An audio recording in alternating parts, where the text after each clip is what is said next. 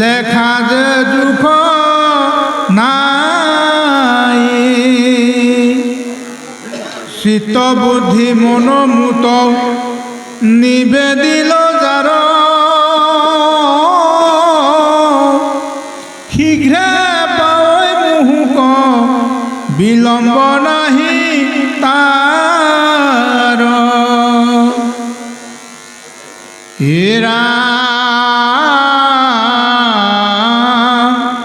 অজ্ঞান প্রকাশে মুত থির করে মন জ্ঞানর ভক্তির দুইরু কহিলু লক্ষণ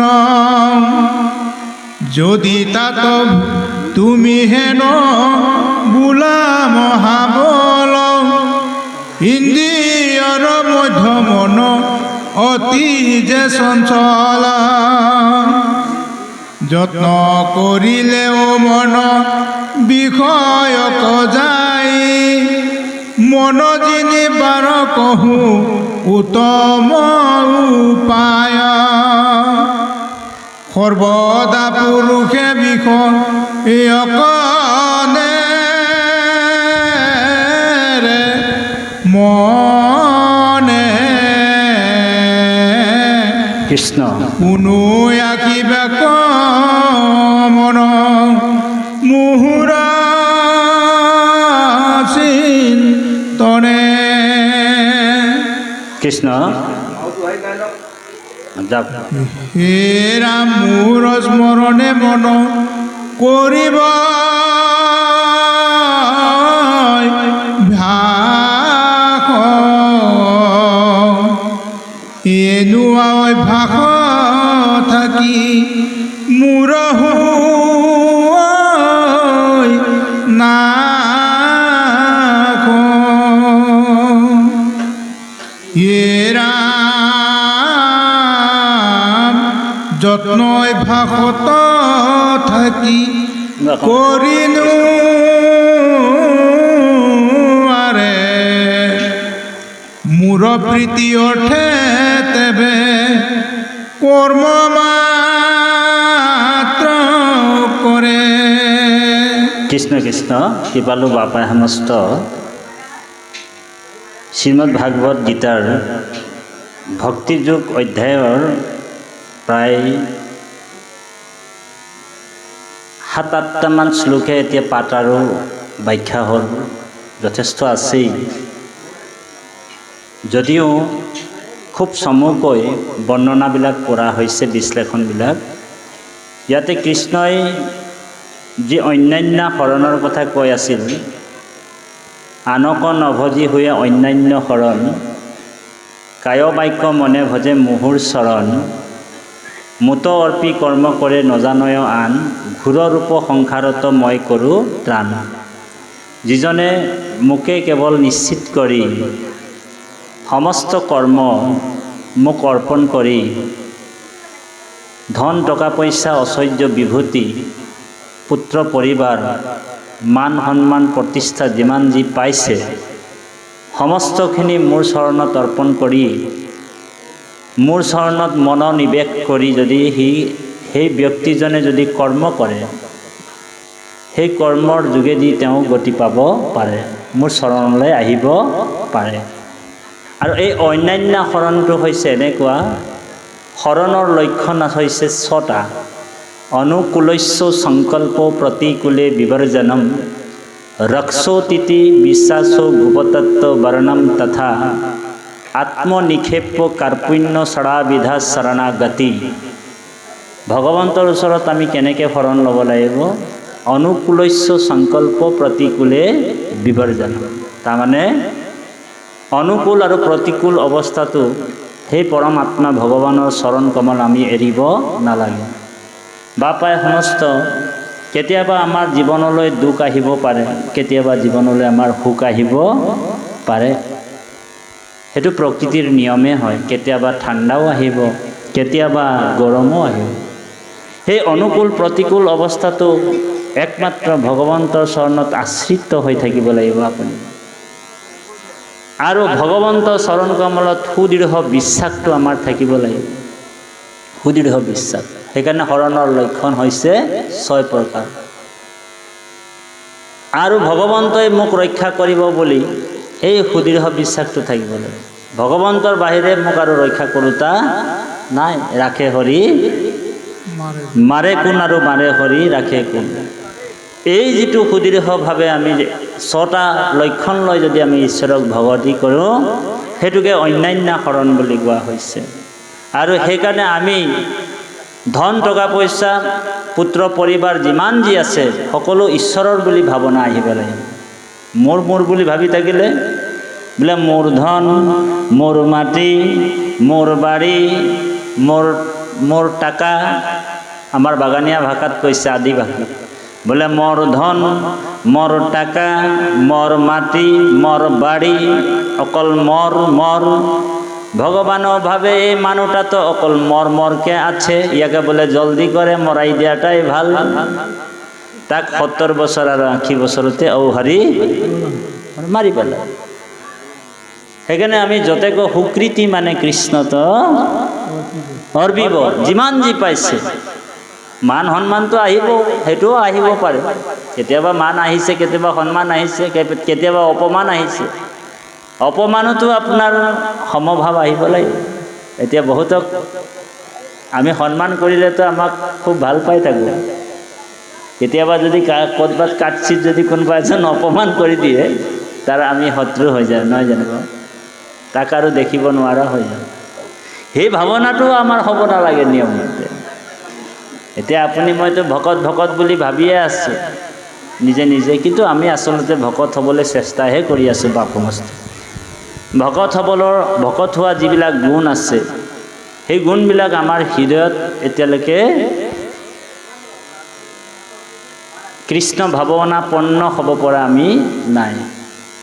আমি সমভাৱনাপন্ন হ'ব পৰা নাই। আমি আত্মৰাম হ'ব পৰা নাই, হয়নে বাৰু? আৰু যেতিয়াই আমি আত্মৰাম হ'ম, তেতিয়াই ভকত হ'ম। সকলো আত্মাতে যে, সেইকাৰণে কৈছে ভগৱানে, সেই আত্মৰাম হ'বৰ কাৰণে তুমি মোৰ জন্ম লীলা ৰহস্যবিলাক শ্ৰৱণ আৰু কীৰ্তন কৰিবা। মোৰ প্ৰীতিৰ অৰ্থে তুমি কৰ্ম কৰা। মোৰ প্ৰীতি, মোৰ প্ৰীতি কেনেকৈ? ভগৱন্তক প্ৰীতি জন্মাবৰ কাৰণে আপুনি কি কৰিব লাগিব? ভগৱন্তই কৈছে এয়া যে মোৰ প্ৰথমে যোনটো মোৰ মানে মই য'ত থাকোঁ সেইটো গুৰুগৃহ বা ভগৱানৰ স্থান, হয়নে?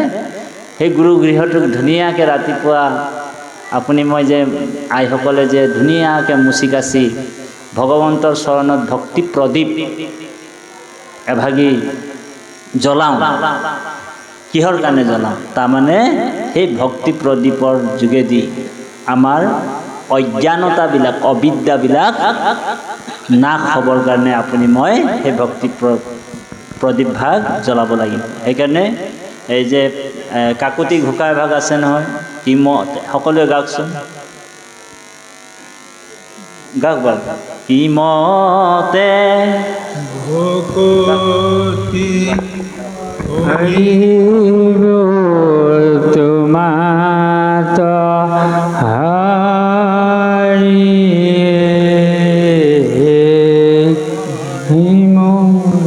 মতি নাজানো তাৰ পাইৰা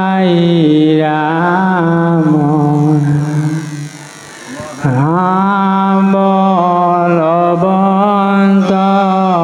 দুৰ্বাসনা ঘোৰ হৰি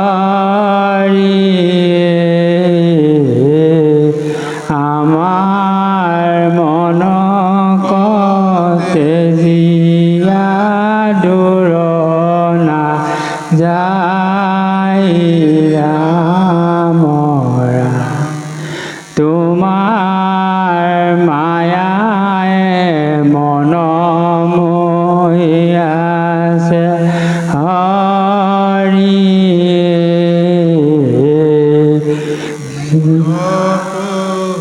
জ্ঞান পাৰণা পাওঁ ৰাম।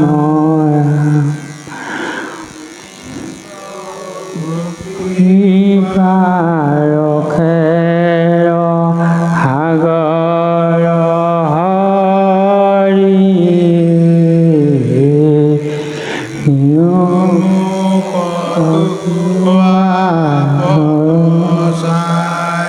তলে চাই ৰামৰা দি কটুৱা পদ ছায়া তলে ঠাই ৰাম ৰাম। কৃষ্ণ কৃপালু বাপাই সমস্ত এই যে যিটো কাকুতি আমি ভক্তি প্ৰদীপ ভগৱন্তৰ ছত্ৰ ছায়া তলত যাতে আমাক ঠাই দিয়ে সেই কামনাটো আৰু সেই ভক্তিটো আপুনি মই কৰিছোঁ কাকুতিৰে ভগৱন্তৰ চৰণত ভকতি কৰিছোঁ যাতে হে নাৰায়ণ হে কমল নয়ন তোমাৰ অবিহনে মোৰ জীৱনটো ব্যৰ্থ হে নাথ তুমি যদি নাথাকা তেনেহ'লে আমি অনাথ হয়নে বাৰু গতিকে এই অনাথৰ নাথ কৃষ্ণই অৰ্জুনক কৈছে হে অৰ্জুন তুমি যদি মোৰ ওচৰত অন্যান্য ভাৱেৰে তুমি মোৰ ভক্তি কৰা ভজনা কৰা তেনেহ'লে তুমি যদি মোক ভাল পোৱা ময়ো তোমাক ভাল পাওঁ ভগৱানক ভাল পাব লাগিব আমি প্ৰেম কৰিব লাগিব যেনেকৈ কোনোবা এজন প্ৰেমিকে প্ৰেমিকাক ভাল পায় সেই প্ৰেমিকজনে প্ৰেমিকাজনক এক খন্তেক সময় যদি চাবৰ কাৰণে কেনেকৈ এটা ব্যাকুলতা হৈ থাকে ঠিক আমি জীৱাত্মাবিলাক ভগৱন্তক চাবৰ কাৰণে সেই প্ৰেমিকাৰ যেনেকৈ ভাৱনা ঠিক সেই ভাৱনাত আমি ভগৱন্তক বিচাৰিব লাগিব ব্যাকুল হ'ব লাগিব ভগৱানক পাবৰ কাৰণে হয়নে সেই ব্যাকুলতাটো আমাৰ থাকিব লাগিব তেতিয়াহে ভগৱানে আমাক দৰ্শনো দিব ভগৱন্ত দৰ্শন দিয়ে নহয় ভগৱানে নিজেই কৈছে মই দৰ্শন দিম ভকতক বুলি নাহম তৃষ্ণামি বৈকুণ্ঠে নাহম বসামি বৈকুণ্ঠে যোগিনাম হৃদয় নচ মদ্ভক্ত যত্র গাৱন্তি তত্ৰ তৃষ্ণামি নাৰদ বৈকুণ্ঠৰ পৰা মই নামি আহোঁ ভকতৰ কাৰণে কাৰ কাৰণে নাহম তৃষ্ণামি বৈকুণ্ঠে বোলে নাহম বসামি বৈকুণ্ঠে মই বৈকুণ্ঠত নাথাকোঁ ৰৈ যোগীৰ হিয়া এৰি সমুদায় থাকোঁ ভক্তৰ কীৰ্তন কচাই মই ভকতৰ কাৰণে মই নিজে নামি আহোঁ যোগীসকলকো এৰি দিওঁ কাৰণ যোগীসকল খন্তেক সময় যোগ ধ্যান কৰি মোক ধৰি ৰাখে কিন্তু সেই যোগীসকলৰ পৰা মই এৰাই আহোঁ সেইকাৰণে মই ভকতক বহুত প্ৰেম কৰোঁ স্নেহ কৰোঁ হয়নে বাৰু ই ৰাম মই বিনে ভকতে নিশ্চিন্তে কি চোৱান ময়ো ভকতত পৰে নজানো আৰ হয়নে ভকত সমান সখী মোৰ আছে কোন মই মহাভকতৰ ফুৰু পাছে পাছ হয়নে আৰু এইজন যিজন মহাভকত হয় সেইজন ভকত আকৌ ইন্দ্ৰ ব্ৰহ্মা পদকো মনে নকৰে ঐ বাঞ্ছা এতিয়া আমি সৰু সৰু পদবিলাকৰ কাৰণে কাজিয়া লাগি থাকোঁ বহুতে পদবিলাক সৰু সৰু পদ হয়নে বাৰু ইন্দ্ৰ ব্ৰহ্মা পদকো সেইজন ভকতে বাঞ্ছাই নকৰে বুলি কৈছে কিছুমান আকৌ এতিয়া পদৰ কাৰণেতো গোটেই গণ্ডগোলবিলাক পদৰ কাৰণে হৈ আছে চাবচোন আপোনালোক গোটেই গণ্ডগোলবিলাক ক'ত হয় পদতে হয় আৰু পদ পাই যোৱাৰ লগে লগে আপোনাৰ নিজে নিজে স্বভাৱতে অহংকাৰ আহিব আৰু খাটাং আৰু গোটেই গণ্ডগোলবিলাক ক'ত আহিছে পদতে আহিছে সেইকাৰণে ভকতে কিন্তু ইন্দ্ৰ ব্ৰহ্মাৰ পদকো বাঞ্ছা নকৰে মনে নকৰে বাঞ্ছা আমি বাঞ্ছা কৰিব লাগিব ভকতে কি বিচাৰে জৈতে তৈতে গয়া জন্ম লভু আপোন কৰ্মৰ গতি তৈতে তৈতে তোমাৰ চৰণে থাকুক দৃঢ় ভকতি এইটো ভাগৱতৰ একেবাৰে শেষৰ সিদ্ধান্ত দ্বাদশ স্কন্ধ ভাগৱতৰ একেবাৰে সিদ্ধান্ত দিছে শেষত হে প্ৰভু হে নাৰায়ণ ভৱেত ভৱেত য'তে জন্ম দিয়া লাগিব ভৱেত ভৱেত যিটো যোনিতে জন্ম দিয়া তুমি